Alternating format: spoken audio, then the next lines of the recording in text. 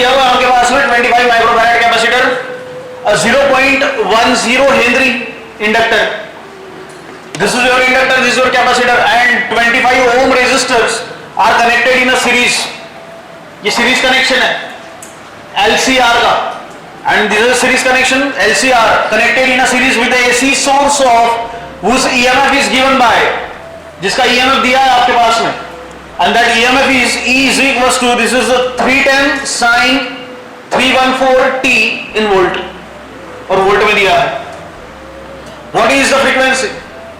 Frequency पहले calculate करनी है. रिएक्टेंस, अब यहां रिएक्टेंस बोला है तो हमारे पास में दो ही रिएक्टेंस है, एक इंडक्टिव रिएक्टेंस और एक कैपेसिटिव रिएक्टेंस. तो जब इसने सिर्फ रिएक्टेंस बोला है तो you have to calculate both the reactance, because this is a series combination of capacitor, inductor and resistor. तो ये सीरीज कॉम्बिनेशन है तीनों का.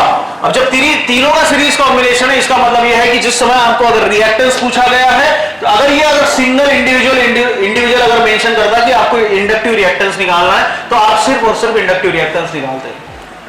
और यहां रिएक्टेंस की जगह अगर सिर्फ और सिर्फ कैपेसिटिव रिएक्टेंस अगर बोलता तो आप सिर्फ और सिर्फ उसका कैपेसिटिव रिएक्टेंस निकालते. तो जब यहां पे इसमें रिएक्टेंस बोला है तो आपको इंडक्टिव भी निकालना पड़ेगा और कैपेसिटिव भी निकालना पड़ेगा, because this is a series combination of LCR circuit. ठीक है, और फिर उसके सामने चलेंगे और इंपेडेंस भी निकालना है. इंपेडेंस बोले तो Z निकालना है, यहां आपको XL XC निकालना है, यहां आपको फ्रीक्वेंसी निकालनी है, यहां आपको इंपेडेंस निकालना है. इंपेडेंस बोले तो Z √R² plus XL minus XC का होल स्क्वायर. ठीक है, एंड करंट, फिर से करंट भी निकालना है आपको, and phase angle of the circuit. Phase XL tan inverse XL minus XC divided by R, ये उसका फॉर्मूला है. करंट आप निकालेंगे, ठीक है, तो करंट आप इंस्टेंटेनियस करंट इसका निकालेंगे. तो सबसे पहले चालू करते हैं हम लोग कहां से, फ्रीक्वेंसी से. So what is our given equation? So E is equals to, this is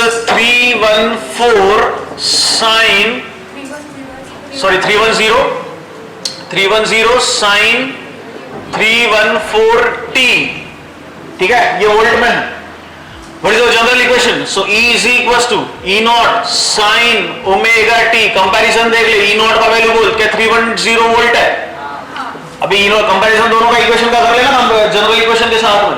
तो E naught की जगह क्या है 310. सो E naught का वैल्यू कितना, 310. ओमेगा बोल 314, ओमेगा कितना 314. ठीक है, तो ओमेगा क्या होता है 2πf. अरे होता है क्या, एंड इट्स 314. क्लियर, यहां से फ्रीक्वेंसी बन जाएगी, यहां से फ्रीक्वेंसी बनेगी ना. तो अच्छे से देख, अगर मैं इसको थोड़ा सा रिप्लेस कर दूं कैसे, कि this is f is equals to, this is 314 divided by 2π. ठीक है, अगर मैं यहां 10 टू द पावर -2 कर दूं, क्या करना पड़ेगा, हां 3.14 कर दूं इंटू 10 टू द पावर +2 कर दूं. ठीक है, तो ये और ये कैंसिल हो जाएगा, होगा. ठीक है, so it means that f is equals to, this is 3.14 into 10 to the power 2 हो जाएगा. ठीक है, और नीचे आगे तेरा 2π, तो ये जनाब दोनों कैंसिल हो गए. ठीक है, और ये आ गया तेरा 1/2 बोले तो 0.5, और 0.5 इंटू 10 टू पावर 2 है बोला 50. तो फ्रीक्वेंसी कितनी आ गई 50. समझ में आ गया. सो this is frequency is 50 hertz. और जनरल तौर पे एसी सोर्स में फ्रीक्वेंसी हमारी 50 हर्ट्ज ही होती है. ठीक है, और ज्यादा से ज्यादा there is a fluctuation, and if there is a fluctuation so it is exceed to the 60 hertz, उसके ऊपर नहीं जा सकता. ठीक है, हाँ, ये फ्रीक्वेंसी होगी. रिएक्टेंस निकालना है अभी, तो रिएक्टेंस क्या कहेंगे, पहले तो निकाल लो. नहीं, ये पहला हो जाएगा. कहां से, यहां से. ठीक है, ये सेकंड. तो सेकंड में पहले निकाल लो, क्या निकाले, इंडक्टिव रिएक्टेंस निकाल लो पहले. ठीक है, इंडक्टिव रिएक्टेंस बोलो क्या, XL है ना, और XL क्या होता है ओमेगा L. ठीक है, so XL is equals to 2πfL. So your XL is equals to 2π. F कितना निकाल लिए 50, L कितना है 0.1. तो XL चलेगा ना, 0 नहीं लगा तो कोई फर्क पड़ रहा है क्या वो. हाँ, ये 50 हो गए, ये 50 और ये 2 100, और यहाँ पे 0.1 के साथ में 10 हो गया, और ये पाई के साथ में 31.4. खत्म, समझा गया. So this your XL. अरे समझ में आ रहा है क्या किया मैंने यहां पर, ये 100 कर लो, 100 के साथ में 0.1 10 हो गया, और 10 into pi, this is 31.4. So this is value of XL. अब क्या कर लो, capacitive reactance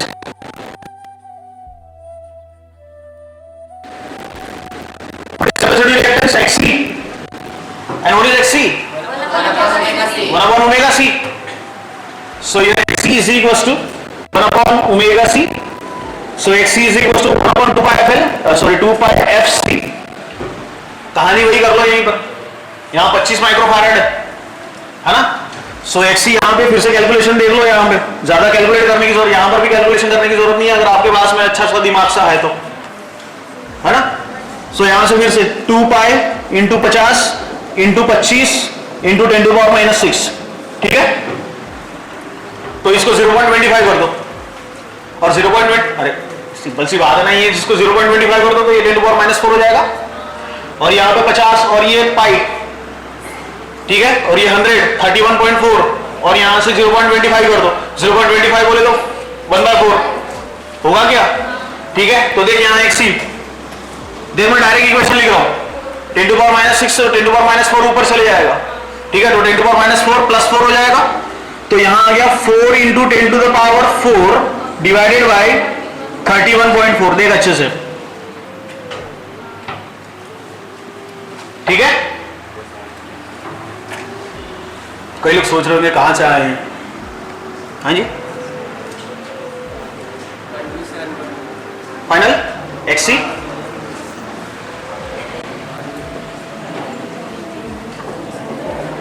what is XC? 127 point कितना 4 पावर में पक्का. अच्छा, आपने 10 टू पावर 4 को इसको यहां कन्वर्ट कर दिया होगा, फिर उसके बाद में कैलकुलेशन से तो 10 टू पावर में कुछ भी नहीं आया. इसका यूनिट ओम. बिल्कुल सही आ रहे हो क्या? कैलकुलेशन सही आ रहे हो? 127.4 XC हो गया. चलो इंपेडेंस निकाले. तीसरी चीज, योर थर्ड फ्रीक्वेंसी होगी, रिएक्टेंस हो गया, impedance. Impedance Z. So the formula for Z is under root of R square plus XL minus XC का होल स्क्वायर.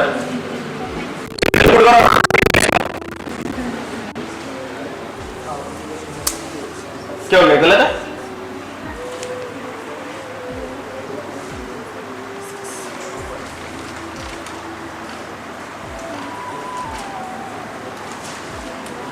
ऐसा क्यों लग रहा है कि वहां 314 चाहिए था, नीचे 100 मल्टीप्लाइड हो रहा है ना, 31.4 नहीं है, यहां 314 होगा क्योंकि 3.14 होगा नहीं पाई का वैल्यू. हाँ नहीं, ये बराबर है. ये क्यों बराबर है? क्योंकि ये 100 और ये 0.1 है ना, तो 10 हो गया. तो ये 31.4 ये बराबर है. यहां पे ये 100 और ये 3.14 तो 314 हो गया क्योंकि हम लोगों ने 0.25 को 1/4 लिखा ना, और वो 4 ऊपर आ गया और ये नहीं ऊपर. अब सही है. अच्छा, अब आंसर यही है क्या? अच्छा, अब 12 पॉइंट होगा, 1 पॉइंट शिफ्ट हो जाएगा ना. अच्छा, ऐसा ही है पक्का. मतलब you are considering this is 314.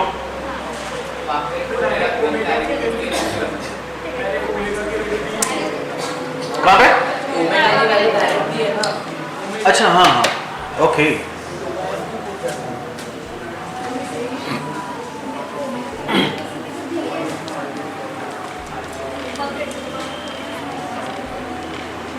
अच्छा, मतलब ये यहाँ पे 2 पाई FC करने की जरूरत नहीं है, मतलब इसको only omega C and directly put the value of omega 314, that's it. यहाँ पे सिर्फ रिएक्टेंस मेंशन किया था, हम लोगों ने XL और XC निकाल लिया. अब यहाँ पे करंट बोला है तो आप दोनों करंट निकालेंगे. दोनों करंट कौन से? I0 और IRMS. अच्छा, यहाँ I0 कैसे निकालेंगे? आपका Z का आंसर बिल्कुल सही है ना. अगर Z का आंसर सही है तो I0 यहाँ से निकल के आ जाएगा according to Ohm's law. So again तीसरी कितनी चीज हो गई? 2 3 4. क्या निकालना है मेरे को? करंट. सो करंट, तो करंट दोनों करंट यहां निकालने पड़ेंगे, I0 और IRMS. I0 बोले square value of current I naught कैसे निकालेंगे? ओम्स लॉ लगा ले, E naught is equal to I naught Z impedance. Z क्यों लगा दिया? जेड क्यों लगा दिया? Because of series combination. Capacitor भी कनेक्ट है, इंडक्टर भी कनेक्ट है और रेजिस्टेंस भी कनेक्ट है। ये तीनों का सीरीज कॉम्बिनेशन है, इसीलिए I naught is equals to E naught is equals to I naught into Z, where Z is your impedance. So your I naught becomes I naught is equals to E naught divided by Z. तो यहां से आपका I naught निकल के आ जाएगा according to Ohm's law. So Ohm's law लगा ले, यहां से करंट, दोनों करंट निकाल ले, IRMS और I naught। तो IRMS पहले नहीं निकलेगा, पहले निकलेगा I naught, और फॉर्मूला यही रहेगा according to Ohm's law, E naught into I naught Z, E naught is equals to I naught Z according to Ohm's law. यहां से I naught हो गया, चल वैल्यू पुट कर यहां से I naught is equals to E naught कितना है? 310। सो this is 310 divided by Z 99.20। 99.20 दोनों का डिवीजन कर, I naught निकल के आ जाएगा फट से। इधर आएगा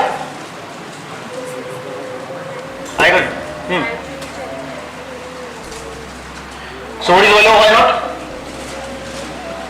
जल्दी देख, I naught कितना है? और फिर इसके बाद में IRMS। सो यहां से IRMS I naught divided by √2 हो जाएगा, या 0.707 कर दो। कितना है करंट? I naught कितना है? हाँ जी 3.12 पक्का सही है? हाँ 3.125 एम्पियर।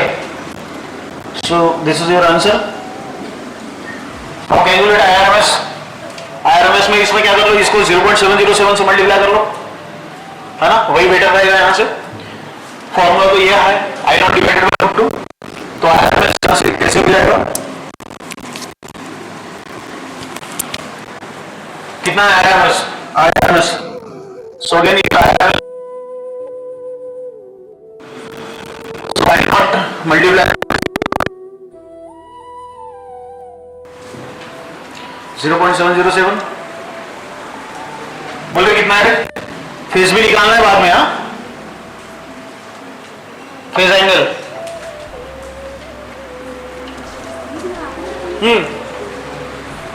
बोलना कितना है? इसको 0.707 से मल्टीप्लाई करिए, बट इसे ये 707 से मल्टीप्लाई करिए, 10 to the power minus 3 ले लो।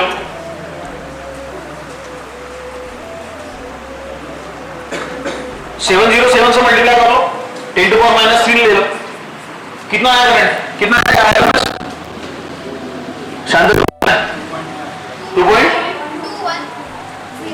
पक्का 2.210 तो ये रख लेता 2.1 एम्पियर है ना।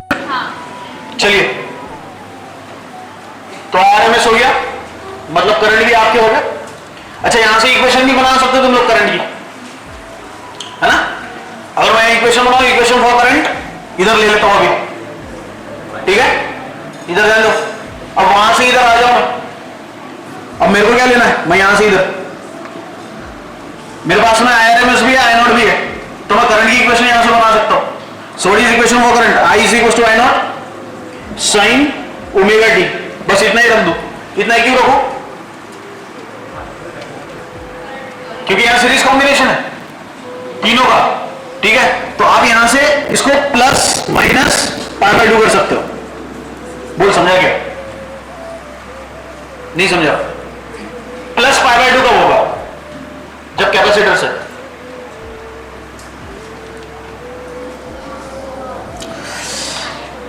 बोल बोल के थक गया मैं। फेजर स्टेट फॉर कैपेसिटर पे करंट लीड करता है π/2 से और ईएमएफ लैग करता है, तो प्लस π/2 आएगा। माइनस π/2 तब आएगा जब तेरा इंडक्टेंस है, और ये दोनों तब नहीं आएंगे जब तेरा रेजिस्टेंस है।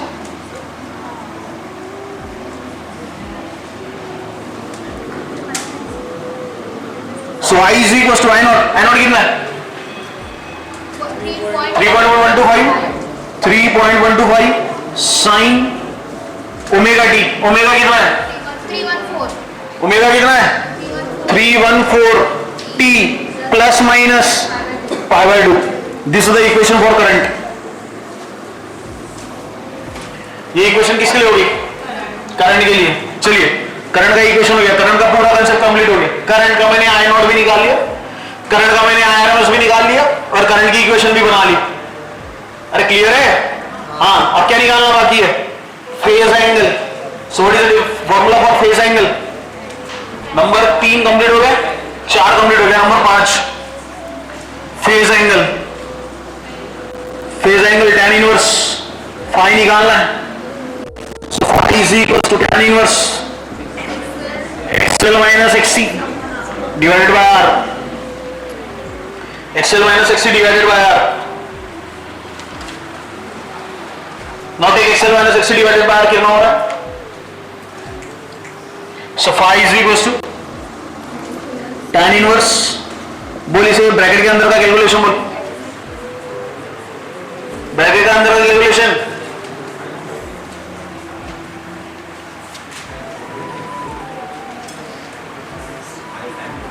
कितना? माइनस 96 0.25. अच्छा, तो उसको पूरा निकालना, फिर अपने को एंगल भी तो निकालना पड़ेगा उसका. माइनस 3.84. चल एंगल ले इसका माइनस में.